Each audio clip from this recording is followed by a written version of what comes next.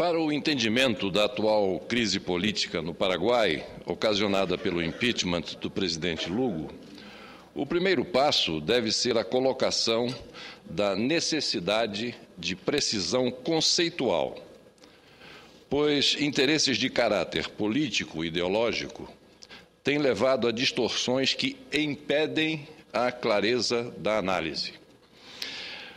Alguns conceitos são básicos, denominadores comuns, longamente estabelecidos, sem os quais não é possível uma comunicação válida. Em síntese, o Estado de Direito significa a existência de um Estado de normas jurídicas que regulamentam a convivência social, inclusive do ponto de vista das relações de poder. É o contrário de situação de anarquia, ou, de fato, onde não existem regras e predomina a força sem limitações legais. O Estado de Direito pode ser ou não democrático, mas pressupõe sempre a existência e o respeito às regras. Uma quebra da legalidade significa a desobediência das normas estabelecidas no Estado de Direito, e, principalmente, as que regem o exercício e a substituição do poder político no nível mais alto, ou seja, a chefia de Estado ou a chefia de governo. Já a legitimidade significa que um regime ou um governo conta com o apoio e o consentimento da população, ou pelo menos que não há contestação séria à sua existência. Trata-se do cenário que não se confunde e vai além da mera popularidade de governos e governantes. No caso em tela, senhora presidenta, senhoras e senhores senadores, a vigente Constituição do Paraguai prevê a existência do Instituto de Impeachment, mecanismo de origem anglo-saxônica do século XIV na Inglaterra e do século XVIII nos Estados Unidos, que permite o chamado removal from office, ou seja, retirada do exercício do mandato do governante por razões políticas ou penais, por parte do corpo legislativo. A Constituição do Paraguai estatui na sua seção 6 del Juicio Político, artigo 225, que o presidente da República tem, como outros mandatários e altos funcionários, poderão ser submetidos a julgamento político por mau desempenho de suas funções, por delitos cometidos no exercício de seus cargos ou por delitos comuns. A acusação é formulada pela Câmara dos Deputados por maioria de 2/3 e cabe ao Senado, por maioria qualificada também de 2/3, julgar publicamente os acusados. Declarados culpados, sua competência restringe-se ao afastamento dos respectivos cargos. No caso de supostos crimes, os antecedentes serão enviados para a Justiça Comum. O vice-presidente assume imediatamente com todas as atribuições. No caso, a Constituição paraguaia não estabelece detalhes, não prevê um rito pormenorizado para o processo de impeachment. Assim, senhora presidenta, senhoras e senhores senadores, na medida em que há um Estado de Direito, há norma vigente que prevê o instituto do impeachment, e a norma foi cumprida. Não há que se falar em golpe de Estado ou quebra da legalidade, o que só ocorreria se houvesse a desobediência às normas legais com o uso da força. O conceito de golpe de Estado é limpidamente o de uma substituição do governante fora da norma legal, normalmente com o uso ou ameaça atual de utilização da força física. Até porque, senhoras e senhores senadores, senhora presidenta, ontem mesmo a Suprema Corte do Paraguai rejeitou a ação de inconstitucionalidade impetrada pelo ex-presidente Lugo para anular o seu julgamento, assim como o Tribunal Eleitoral descartou antecipar a eleição, garantindo assim o mandato do atual presidente até agosto de 2013. Ademais, a inexistência clara de uma contestação importante ou significativa em relação à medida do Legislativo paraguaio mostra que tampouco trata-se de ação ilegítima. É evidente que os opositores ou seguidores e partidários do ex-presidente Lugo, interna ou externamente, utilizam-se de argumentos para fazer proselitismo de suas posições político-ideológicas, sem respeito, no entanto, às considerações agora expostas, que estão claramente assentes no direito e na ciência política. A assodada reação diplomática do Brasil foi no sentido de criticar o impeachment de Lugo como uma ruptura democrática e um golpe de Estado. Outras considerações foram no sentido de não se ter seguido o devido processo legal, da rapidez do processo, do exíguo tempo para a defesa, o que são problemas da legislação interna de outro país. Essa reação brasileira, ela não contribuirá para o relacionamento com o novo governo, que já manifestou, como é natural, desejo de aproximação com o Brasil, inclusive prometendo proteção a nossos centenas de milhares de nacionais, os chamados brasiguaios, que, vale ressaltar, já solicitaram ao governo brasileiro o reconhecimento do novo presidente do Paraguai, senhor Frederico Franco.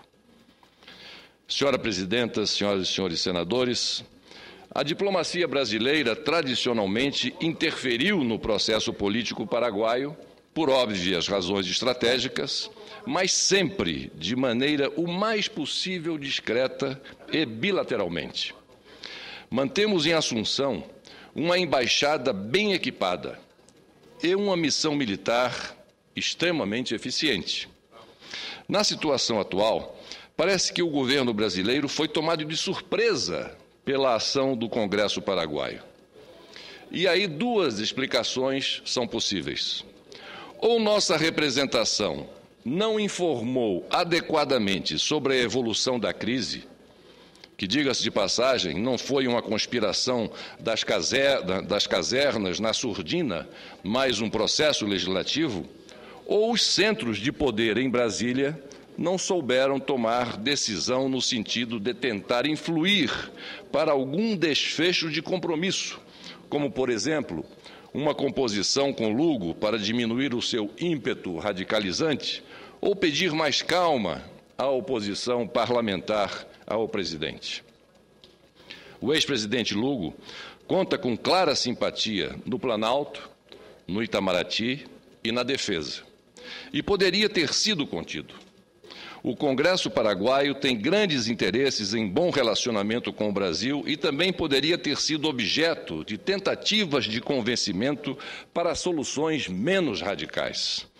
Ou seja, a diplomacia brasileira não antecipou o cenário e não antecipou uma ação preventiva como o fez no passado, por inúmeras e discretas vezes.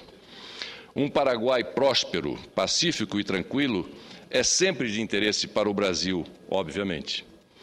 Outro erro, senhora Presidente, é a multilateralização da questão com sua colocação no âmbito da Unasul, que faz com que o Brasil perca sua capacidade individual de manobra. Suscitar também a cláusula democrática de Ushuaia no âmbito do Mercosul aumenta o alcance da crise e tende a radicalizá-la. O Brasil passou a estar a reboque de iniciativas mais radicais, como a da Argentina, de retirada do embaixador, da Venezuela, também de retirada de embaixador, e do corte no fornecimento de petróleo e das críticas da Bolívia, do Equador e de Cuba.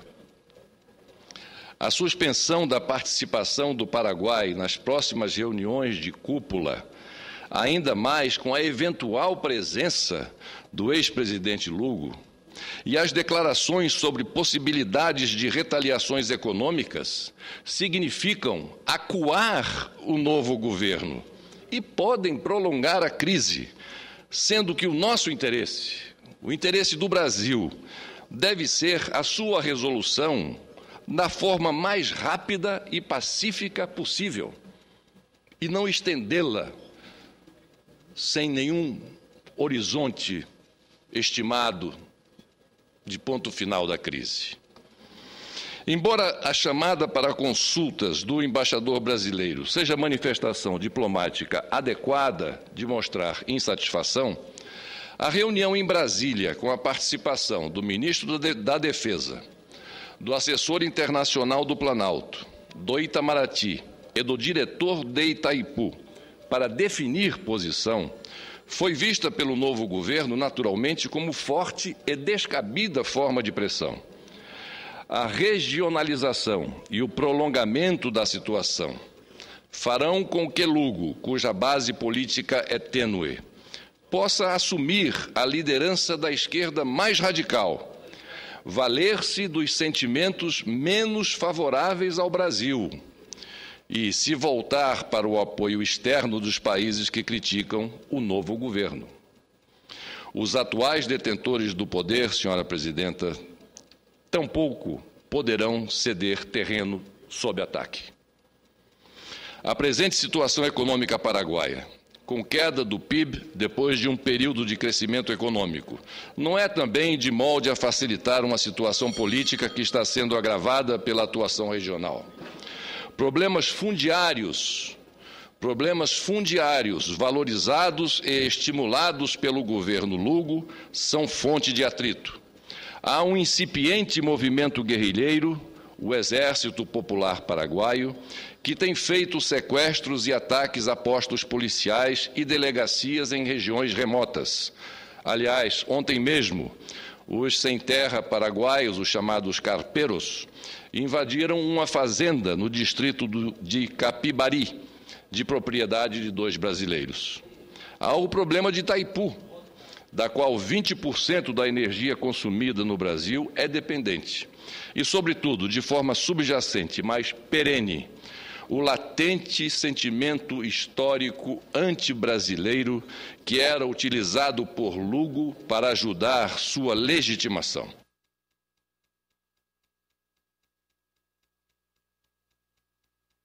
Vossa Excelência, fica à vontade para concluir.